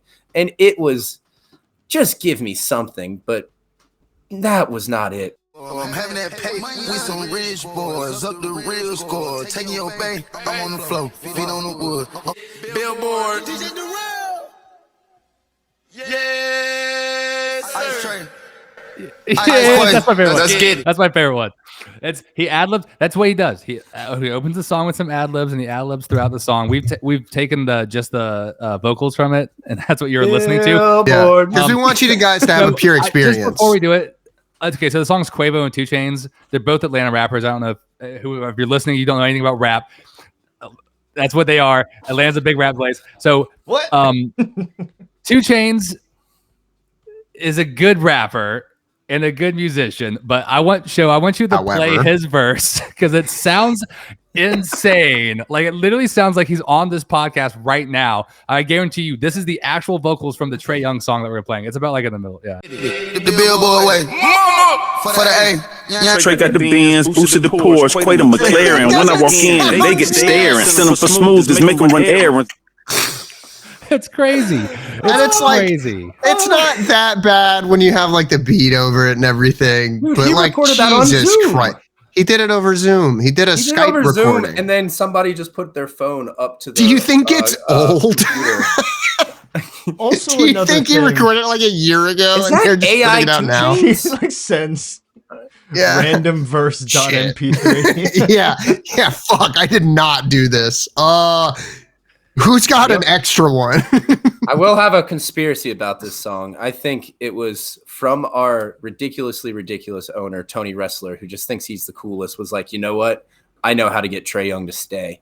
Let's make a song about loving Atlanta. And I'll give Quavo and 2 Chainz it. And then, because who paid for this song? Who produced this song? Are they making money off of this song? I don't understand anything about it.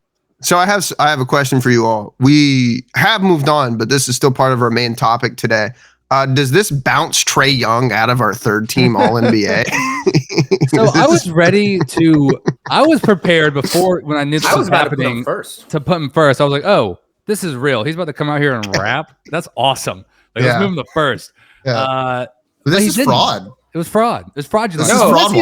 Whoa. Guys, he might be the best ad-libber in the game. He never said what he was going to do in the song. He didn't. He might be the best ad-libber we've ever seen. For a first time ever, jumping on a track with Quavo and 2 Chainz and backing him up the way he did, that shows leadership. That shows the ability to step out of the limelight when you know, hey, this isn't my time. And I think that's what he's going to do this year. Put him back on first team. Not a show. Hawks fans should be happy. I mean, the song is titled "Where I Stay," and the song is about Atlanta, and it's like that's what I'm telling you. This is all an op. No, everything good. Chill like Nike. It would be so unbelievably funny if they have a shit year and he gets traded. I think it would be even funnier is if they perform the song live and Trey actually does the ad libs live, like at a concert. No. He says 3 words. Yeah, whoa, it was like 5 or 6, and he also does the intro, and that's important. All right, Is it gotta weird to have say a good intro. Trey Young? how much would it cost? How much would it cost us to get Trey Young to open up our show with some ad libs, and we just like say, free? Hey, We have them right here. I was about to say. That's I was fair. about to say. I don't think he's getting us on stealing the it. copyright, boys. Yeah, And if he does, that's the best thing that's ever happened to this podcast. That'd be awesome. Yeah. Yeah, I would kill to get copyright struck. Yeah, I mean, this is like a brilliant song. So This is Trey Young's wonderful. probably the Bounced in play-ins. 6th best point guard rapper in the NBA right now. Yeah. Is Luka? How many votes did Luka get for best rapper? I've got a list of That's his players fourth right now. position. I have a list of players who have rap songs out. It's way more than you So- think. It is What- It is a shockingly It's high. shocking. Hold on. Here's That a outlandish, bunch of I great players too. Right, Dame, Shaq, LeBron must. Allen Iverson, Andre Drummond, Kobe Bryant, Lonzo Ball, Marvin Bagley, Chris Webber, Miles Bridges, KD. The KD one's good. I like that one. JaVale McGee, Lance Stevenson. Oh my God, I gotta hear his. Tony Parker has a rap song. I did Dude. not know. Oh yeah. No way. Don't forget when LeBron James created the deluxe album. Yeah, that is funny. Okay, Dakota's referencing a thing. LeBron found the Migos.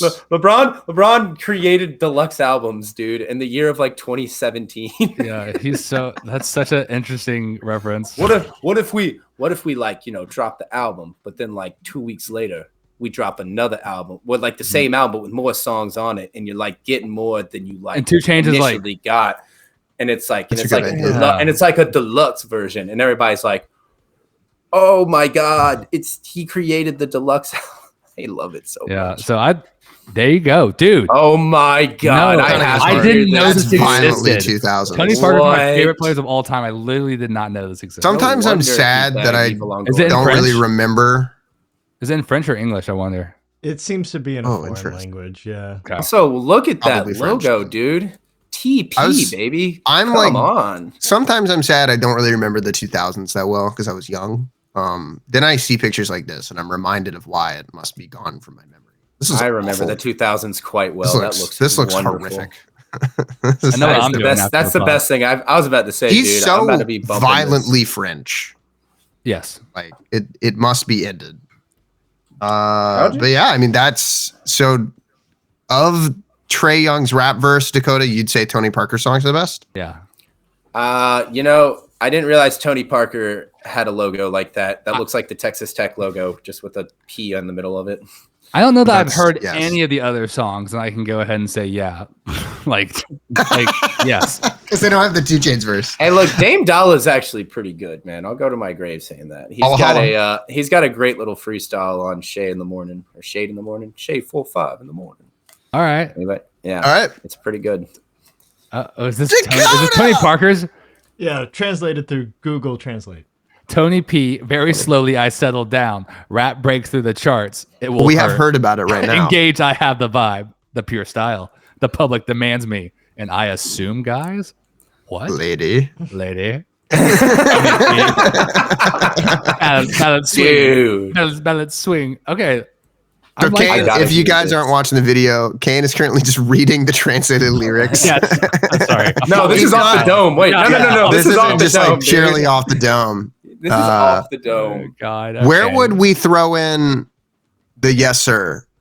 Where would in here do you It think? is, you know what, Dakota, you're fucking right. It is. He's the best ad libber in the game. I think so. Yes, sir. Yeah. He had the greatest can we get out of here on the yes ad-lib we've sir ever seen. show? Ice Train. Thank you. All right. Fucking horrific. Can we talk about anything else, Dakota? Can you be What a about the degenerate? bets? Do we have any Yeah. bets? Can you make me some money? Because I bet a lot of money on Trae Young's song being good, and I'm out. You did the decision too, Trae Young's song. Yeah, I'm fucked, bro. It's been a bad week for me. Yeah, I bet it on the Nobel Peace Prize though, so I'm up. I was the insider trader. Holy fuck! Have you guys heard about that? This is late enough in, so we can talk about where the hell we want. You guys see that? You guys see somebody did insider trading on Polymarket for who won the Nobel Peace Prize? I did see that. They did a pump and dump on it. Dude, it was like an hour before, and then suddenly the person who won it had like 0% of any of the money in it, shot up to like 90. So he made millions off it. It's crazy. Oh, that's my level of degenerate gambling I aspire. Oh, it's cool. Infiltrate the Nobel Speaking Prize. of degenerate gambling, we are throw us back some with money. Dakota's Bookie Bungalow. Unfortunately, I gave y'all another bad bet last week as the Aces completely destroyed the Mercury. Have you done but now, oh no, because look, I'm trying to get basketball bets right now. There's no live basketball. I tried to give the WNBA bets. It turns out I know nothing about the WNBA. I don't know if that was clear for me just trying to stumble my way through their names in the last 4 episodes. Guess what? I barely watched it. Sorry, folks. I tried my best. We're done with the WNBA now. We're done with the WNBA. Well, we didn't do very good. Finally get to real ball. I watched a lot of the playoffs. Yeah, we don't care, Austin. Let's hear about the bets. All right. I was going to say the games were good, but we could. They actually were pretty good. I'm just being mean because I lost money again. So no, the finals sucked, bro. The Aces fucking crushed. I have 2 bets this week. One I think is an absolute lock, a steal, whatever you want to call it. Actually, I shouldn't use the word locks. Gamble responsibly. 1-800-GAMBLER. But Victor Wembanyama, this is just one game. Victor Wembanyama to have 5+ of each stats in one game, and it is 5+ points, rebounds, assists, blocks, and steals. At plus 300, if I was to set this line personally, I would set this at minus 110. I think he's already done this. If I'm not twice mistaken. last year in 46 He did it games. twice last year. So at plus 300, if you're putting $100 on that, and he just does this once in 82 games, you're going to be bringing home $300. In fact, I might be putting the people's hammer on this one personally. I love this bet. This is one of the best bets I've seen. I think I'm going to, guys, $20? I think I'm going to make this a rare triple unit play. A triple unit play. Ring the bell. We have a triple unit play on this Victor Wembanyama play. He is, unless like this is, I wouldn't be shocked if he does this 5 times next year. I wouldn't shock. Like this is he will be the league leader in 5 buys. This is so unrelated. Holy fuck! It would be so funny if every time the Hawks score, they do the Trae ad lib. Oh my god! I want to live in that world so bad. We probably will. And I really like this bet. I think it's one of the safer bets of the year. Victor Wembanyama does this regularly. Victor Wembanyama has barely just under right now 10% of all the 5x5 games in NBA history. Alone. I think this is and he's played in like 100 games. I wouldn't be shocked. He's 21. This is his third season. I'm going with an even crazier prediction. I think he does this by game 22. Sure. Somebody make that a clock right now. Somebody make me a marker. The 22 games, games that I think he will hit it. You can't bet on that. Has he gotten a quadruple double yet? I assume that was also something I looked at, and the line was like plus 12,000. 10 blocks is a lot. I almost took it. It's plus 10,000? Yeah, it's a lot. That sounds like a lot of assists for him. But he's gotten very close. He's had a 23, 15, 8, and 9 game. So wait, plus 10,000 means what? If I put $10 on it, how much do I make? If you put $100 on it, you'll make 10,000. I think it's probably not that high. I can make a fucking rack. I can put in $10. I doubt it's that high. I don't think it's that high, but it is. Yeah, I think it's like maybe plus 12. Yeah, but he'll get a quadruple double. It might be. It's basically free money. It's basically free money. I'm hearing that if with just small amounts of money, I can make big money. It's free money. Don't gamble. Gamble responsibly, everybody. I haven't gambled yet, so I'm not gonna. I have another bet, and this one. Just don't gamble. This is a 10 toes down, be a man, stand your fucking ground, and live up to a little bit of expectations. The Brooklyn Nets over-under win total this year is at 20.5. Under. 20.5 is the too low of a number for me. Cam Thomas and MPJ are going to find a way to bullshit their way into winning at least 22 games. I just can't see a world where these guys are not going to win a couple of games. This is especially because MPJ is our guy, and I really want to watch him all year and care about the Nets for some reason. I will be taking this bet, so I watch the Nets, so I watch MPJ all the time. But I truly believe this is a stand your ground, 10 toes down, be a man, take the over on this. You got to, it's stinky. It doesn't smell good. Ooh, that's a stinky, stinky bet, boys. But you just got to hold your nose, put that money down, and watch the Nets play 82 games next year. What's the line? Because that is the curse I'm giving y'all. It is at 20.5. It used to be 19.5. The Sharps are already hitting it. Yeah, they're already hitting it. The Sharps are already moved this line up a whole game. I just think this team has a little bit of pride. They get paid to play basketball too. The East isn't. There's going to be a lot of teams tanking towards the end. They probably will be one of them, unfortunately. I am not a financial advisor. I would put $100,000 into the under of this bet before I put it into gold. You have no faith in our boy, man. I'm just disappointed. That's why he's our boy. It's also because he is unfettered dog shit. I heard that the line just got moved and now it's free money. Take the under. I think you guys are crazy. I think they're not as bad as they won 26 games last year or whatever. That's what I'm saying. They're not that much worse. They got MPJ. They got worse. No, but what they have is what's his face? Cam Thomas trying to make himself a lot of money.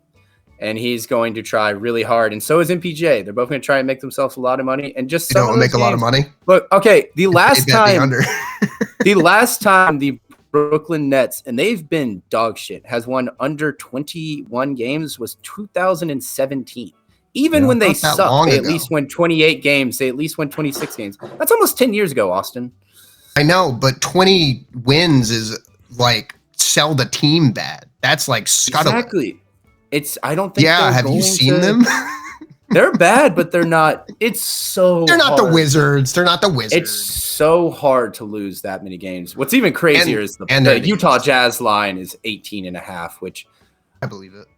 That's disgusting. I can't imagine being a Jazz fan right now and thinking you're going to get Cooper Flag, and then out of nowhere you're like Ace Bailey. He was good in summer and preseason. He reminds me of like. I heard Cam Reddish. He just has Cam Reddish written all over him. All the talent in the world. Ace Bailey was the guy who poo-pooed and didn't want to play for the team. I heard that he recently fired his agent. Yes, because of this. Yeah, it's true. Ace Bailey. It was a big news thing that happened before we started this wonderful podcast that everyone should like, subscribe, and watch every So Dakota, you're taking go to Dakota Blue over Nets wins, and we're taking that Wemby 5-by. I love the Wemby 5-by. I love the Wemby 5-by. I'm tempted to put an uncomfortable amount of money on that. Actually, but you guys should not do that because you should call 1-800-GAMBLER if you guys are ever struggling with your issues. And also, I'm not struggling. I'm about to make $1 million. Just don't do it. But if you do it, gamble with me and do it responsibly. Yeah, gamble with us. We're like what? We're like 1 for 12. For 8. No. Actually, no. Is this like Kramer? Is this the Kramer index? We just do the opposite of Dakota. I am currently 0 for 2. That's what I would do for a long time. I'm currently 0 for 2 because I bet on WNBA 0 for 3. So. I guess the other ones haven't hit yet. We're betting over-unders on I'm just not a good look. I'm not a WNBA sharp. I can admit my faults. Look, I'm good at some things. I'm bad at some things. And that's okay. It just means you're going to have to work harder in the regular season. Don't worry. Dakota's Bungalow will take off and we'll all be on the beach one day at a bungalow. So go ahead and comment your crypto wallets. We will comment your keys. Sending money to you so you get. Honest to God, guys, if you've made it this far and you really just like the show for real, please like. We're gonna be making this every week. The season's about to start. We're gonna be covering actual games, and we even have a plan. If you've heard of the 9 for 9, let's talk about it. Yeah, let's talk about it now. I want to intro the next show with it. If you like the 9 for 9 baseball thing where you eat 9 hot dogs and drink 9 beers, we're coming up with our own thing for basketball. Real quick, we're still working out the kinks. Yeah, there's 9 innings of baseball. So for every inning in baseball, I think you drink a beer and you have a hot dog, and then the next inning you go get another, and then you keep doing it until you have 9. So it's like a challenge. It's a thing that's hard to do. So we're trying to come up with that for basketball. I want to introduce y'all to per 48, which is what we're calling it, because at basketball there are 48 minutes in the game, and so instead of doing 9 innings, we are doing it for every minute in the game. Instead of hot dogs, we are doing wings, chicken wings. Mm-hmm. 48 and so we're chicken wings. We're eating 48 chicken wings. Yes, and we're yes, doing Joe. yes, Joe. This is you're part of this right podcast, now. brother. Right now, and we are doing 1 wing a minute. So after, so it'll start. It will tip off. We'll have a wing. Clock time. And then at 11, yes, we have another one. But also, we have to have 48 ounces of beer each half. Which is way harder. That's about 2 beers each quarter. Which is about normal. Like, is that sad to say? It's not outlandish. The only thing we're trying to. By the way, I'm not worried about the beer. If you guys if you actually watch this string, it's basically going to be a mukbang because we're going to have no time to actually. There will be. So we're going to finish up here very soon. But yeah, we're planning on doing this on the first weekend. Just because I work during the week at night. I'm learning about this. We're dropping on. No, that's okay. Yeah, you better be ready to stream it. I can't really watch games live and hang out with these guys until the weekend. I work night shifts, so fuck it. Right. But yeah, we're gonna be covering all the games. We're gonna be covering everything. Let us know your first, second, and third team All NBA picks. Let us know if we were wrong. We probably are. But we'll see. I think we did a pretty good job today. I think it's been a good podcast. Yeah. If you have a good idea, go ahead and leave a comment if you think 48 wings is crazy or something like that. Like we'll do something even for crazier. Real. Yeah, if you can improve the per 48. Yeah, if you can improve the per 48, let us know. Oh, pigs in a blanket. 48 pigs in a blanket. We're trying to make this a thing. You know what I mean? Like 9x9's a thing. We're gonna be known for the per shot 48. clock. Every time the shot clock is shown on the screen, you take a shot.